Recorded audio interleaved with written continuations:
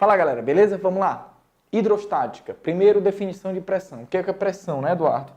Pressão, galera, foi definido como força sobre área. É a força aplicada em uma área qualquer. Como a pressão é força sobre área, a unidade de medida de força é quem? O Newton.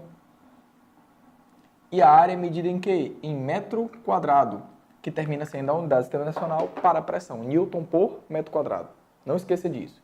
Depois, pressão hidrostática. Pressão hidrostática é a pressão dada por Steven. Essa pressão hidrostática é a pressão de um fluido qualquer, exercida por um fluido qualquer, dada por densidade, gravidade e a profundidade. Você tem que interpretar isso como a pressão que esse líquido consegue exercer no fundo do recipiente. Claro, densidade, gravidade e profundidade é a pressão executada apenas pelo líquido, ok? Não esqueça disso. Então, isso aqui é chamado de pressão hidrostática, exercida por uma coluna de líquido, por uma coluna de um fluido qualquer. Fora isso, há uma outra pressão que eu devo lhe lembrar aqui, chamada de pressão total. A pressão total é considerando esse recipiente aberto e considerando presença de pressão atmosférica, que eu vou chamá-la aqui de P0. Então, o fundo do recipiente, na verdade, ela recebe duas pressões. A pressão executada pelo líquido mais a pressão executada pelo ar. Então, seria a pressão hidrostática mais a pressão atmosférica. Então, o que nós chamamos de pressão total ou pressão absoluta é a soma da hidrostática, que o fluido provoca, mais a atmosférica, que o ar acima dele provoca caso o recipiente esteja aberto. Show de bola? Eduardo, prensa hidráulica, o que é isso? É uma aplicação direta de definição de pressão. Caso você pegue uma prensa hidráulica, através de um fluido, essa pressão consegue ser transmitida de um canal a outro. Nessa área de valor qualquer, ao se aplicar uma força de valor F1, se o fluido for um fluido incompressível, essa pressão tem como ser transmitida para todos os pontos do fluido e ser sentida do outro lado, com o mesmo valor de pressão. E de propósito, é claro, nós criamos um instrumento chamado prensa hidráulica, que a partir do momento que essas áreas são diferentes, a força consegue ser ampliada, já que as pressões são iguais. Então, essa força consegue ser ampliada N vezes, que é a mesma proporção em que a área é ampliada.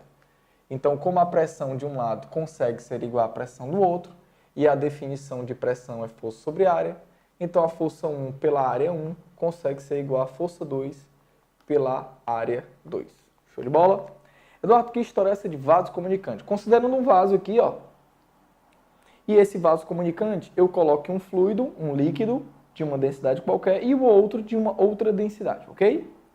Se você pegar pontos do fluido que estejam à mesma profundidade, ao mesmo nível, que estejam imersos no mesmo líquido e que obrigatoriamente o líquido esteja em repouso, em equilíbrio, eu posso dizer que são pontos de mesma pressão. Então, eu queria que você observasse esse ponto aqui chamado de ponto A e esse ponto aqui chamado de ponto B. Então, são pontos, olha, quais são as características? Estão no mesmo nível, estão imersos no mesmo líquido e são pontos que fazem parte de um líquido que está em repouso. Então, a pressão em A termina sendo igual à pressão em B. Isso é uma definição utilizada em vasos comunicantes. A pressão em A consegue ser igual à pressão em B. A maioria dos alunos esquece de que é necessário que o líquido esteja em repouso e também de que é necessário que o líquido, além de estar no mesmo nível, seja constituído obrigatoriamente que faça parte do mesmo líquido. É necessário. Esse ponto A, ele faz parte tanto do líquido em vermelho quanto do líquido que está em roxo. Mas ele também faz, tanto no ponto A quanto no ponto B, faz parte do líquido que está em roxo. Isso aqui é o principal, ok?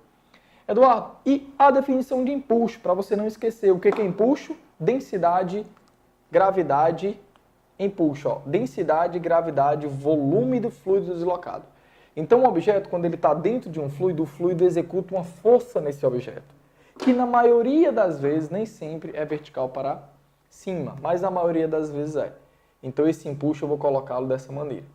Esse empuxo termina sendo densidade, gravidade e volume. Esse volume é o volume do fluido deslocado pelo fato daquele objeto estar ali dentro. Vou chamar de volume de fluido deslocado. Essa densidade é a densidade do líquido que provoca a força empuxo. Então essa densidade é a densidade do líquido. E G, a aceleração da gravidade local. Bem, galera, é isso. Espero eu ter lhe ajudado e vamos até a próxima.